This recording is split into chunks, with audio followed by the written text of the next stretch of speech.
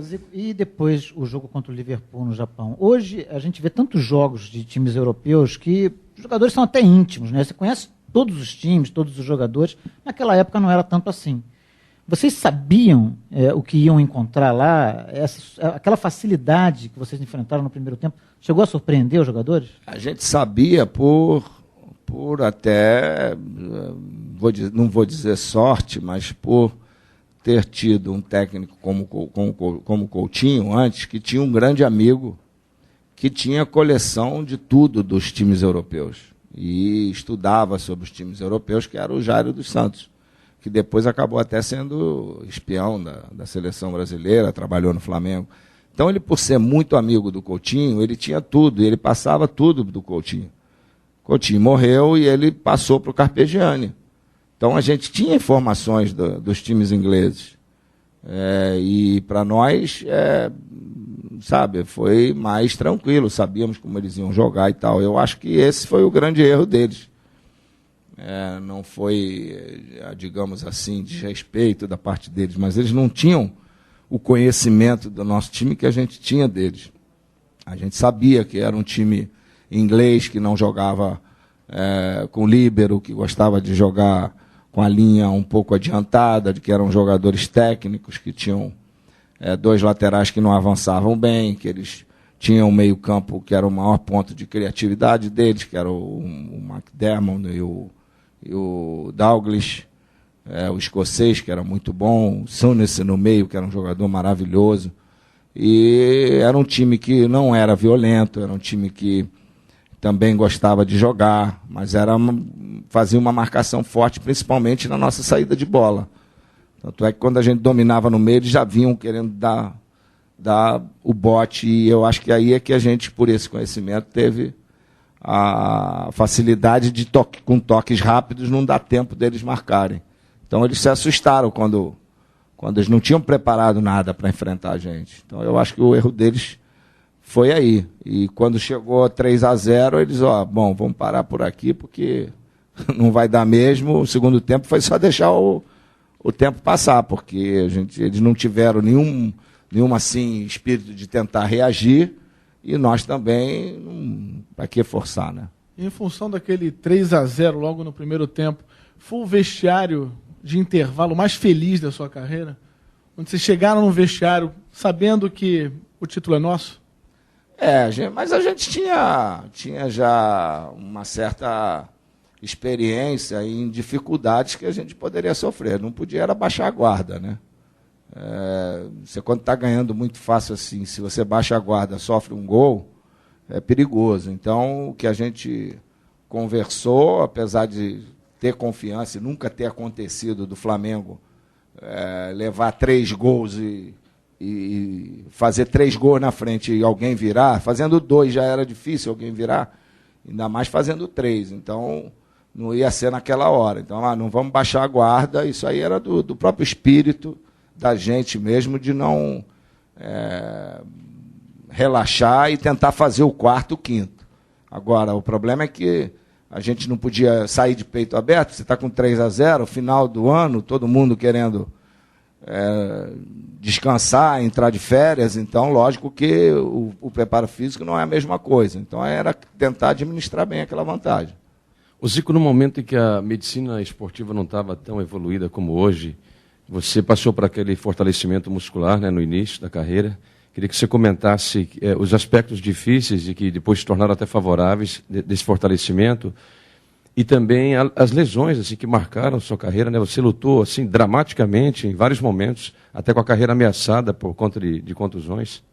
O difícil no início era tentar conciliar treinamento, escola e a parte da academia, porque eu morava em Quintino e a academia era no Leblon.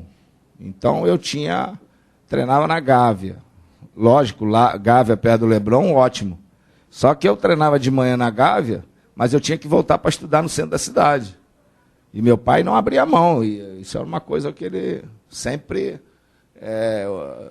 deixou bem claro, vocês podem jogar bola, mas todos têm que estudar. Você tocou até onde na escola? Eu estudei até a universidade, até o 4º período, e só não terminei por causa da minha ida para a Itália.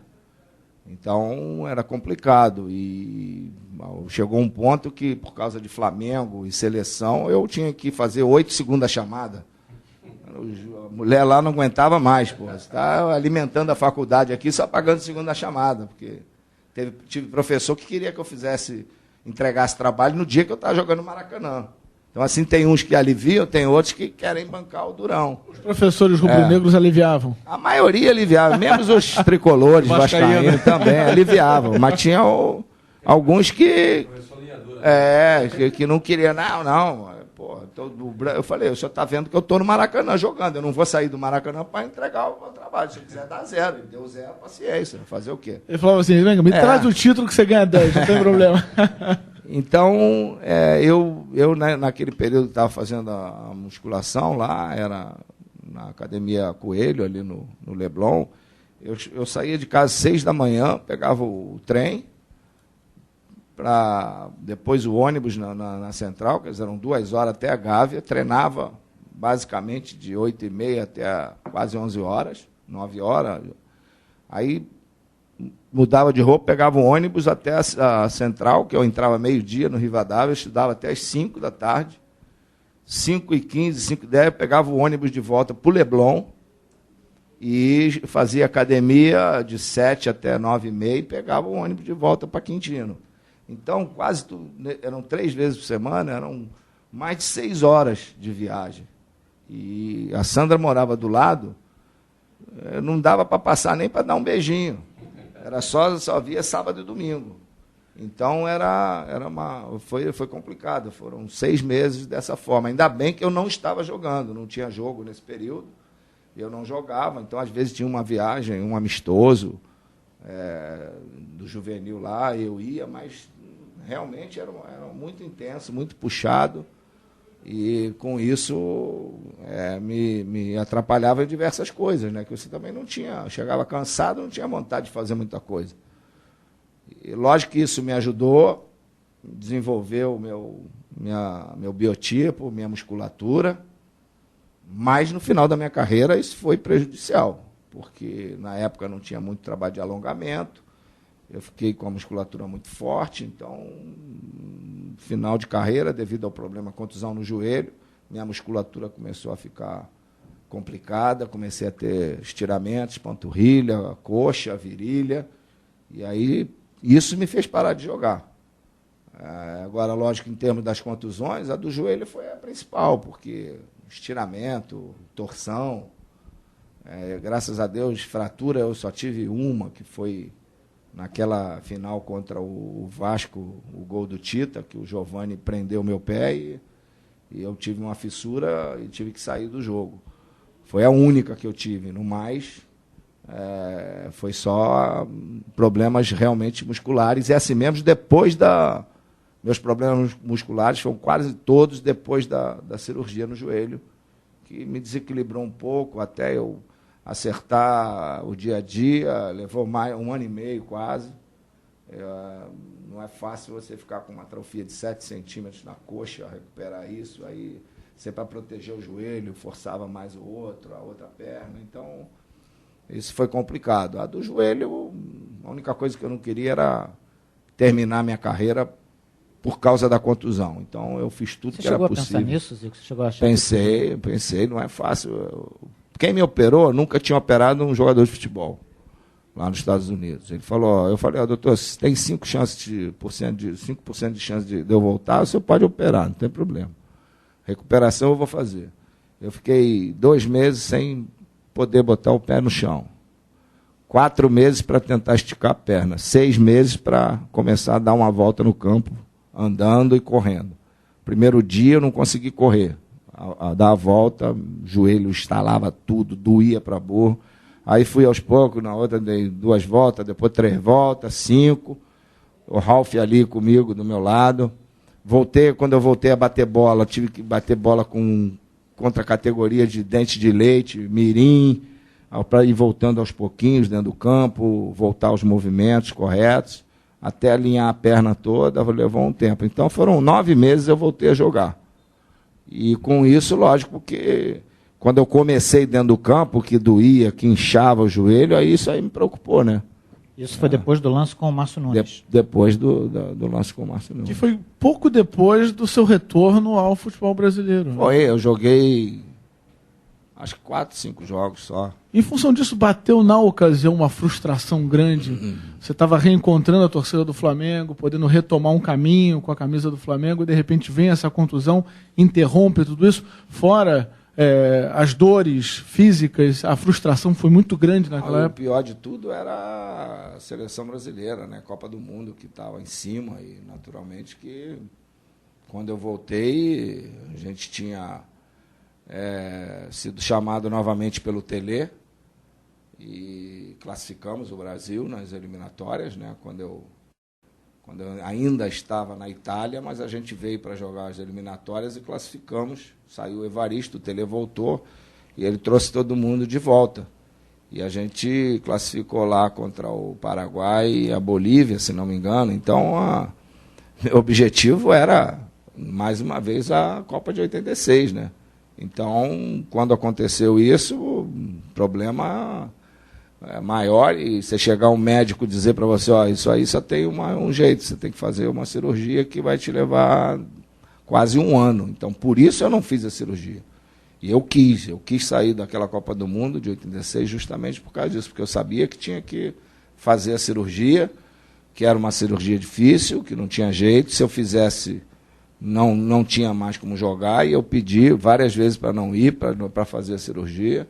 Parece que foi uma vez que eu não obedeci a Luizinha que me dizia aqui para não ir, e eu acabei aceitando e acabou dando no que deu. Não é fácil você jogar bola sabendo que tem um problema sério no joelho e se sacrificar para botar a musculatura em dia, todo dia, fazer peso todo dia, ter que fazer uma coisa diferente e saber que às vezes o técnico não tem confiança em te botar porque você pode se machucar, e com inteira razão, né? Zico, com certeza o Márcio Nunes não foi o marcador mais leal que você teve. Ele não era nem meu marcador, pois né? Era lateral. Ele era lateral, pois é. Você obviamente era mais marcado por zagueiros. Mas quem foi? O cabeça de área, o também, volante. Né? Já não peguei tanto zagueiro como muitos pegaram, porque o zagueiro você jogava mais, era mais fácil de driblar. Pois é. Tinha que pegar um antes do zagueiro, já tinha um no teu chamado bafo no cangote. Quem foi então o mais leal? Por exemplo? Pintinho. Nem o Zé Mário, meu compadre, foi tão leal. É mesmo, é? O Celso Garcia chegou a parar de falar com o Zé Mário, é culpado dele, da porrada nele. Vem cá, e o Ademir Vicente foi o mais implacável? O Ademir Vicente foi um jogo, cara. O Ademir foi um jogo, porque o Botafogo estava uma porcaria, e o Flamengo bem, eu bem, e aí o Zagallo botou ele entrou para não deixar você jogar. E aquela marcação homem a homem, ele segurava, puxava de um lado, puxava do outro e tal. E eu falava para ele, Ademir, você quer marcar, marca, mas não me segura, que uma hora que eu vou me virar, pode pegar em você. E teve um jogo que pegou, e pegou bonito. E aí, mas é o negócio, o primeiro jogo, ele conseguiu marcar, foi 0-0, o segundo foi 1-0, o terceiro já foi 3, o quarto foi 4. Aí ele desistiu. Aí teve um que eu falei, vem cá, ele estava lá do outro lado, eu falei, você não vai mais querer me marcar, não? Entendeu? É um que dá certo, aí ficou a marca, né? Aquela coisa, mas... Pô, depois ele sumiu, então e eu soube que no segundo, depois dele ter marcado, ganhou tudo que é prêmio naquele dia e tal, Ademir, melhor em campo. Melhor no segundo jogo, o Zagallo não falou nada, deixa que eu marco. Perdeu. O Pintinho marcava na bola? Pintinho na bola, o Pintinho jogava, o Pintinho era difícil que eu tinha que marcar ele, né? Que ele saía para o jogo, e ele um preparo físico maravilhoso, e jogava, então era mais difícil. E quando eu pegava a bola, nunca me deu uma pancada, não era de fazer falta, era de jogar, desarmava. Às vezes você passava por ele, que estava crente que estava absoluto, aí ele vinha, dava um biquinho na bola. Então, caras desleais que eu peguei foram poucos, até mesmo os zagueiros mais violentos, eles tinham um respeito, porque eu não fazia graça com nenhum deles. O Abel, tranquilo. O Abel ele fazia falta, porque senão ia dentro do gol. Agora, nunca me deu uma pancada, nunca me fez uma falta desleal.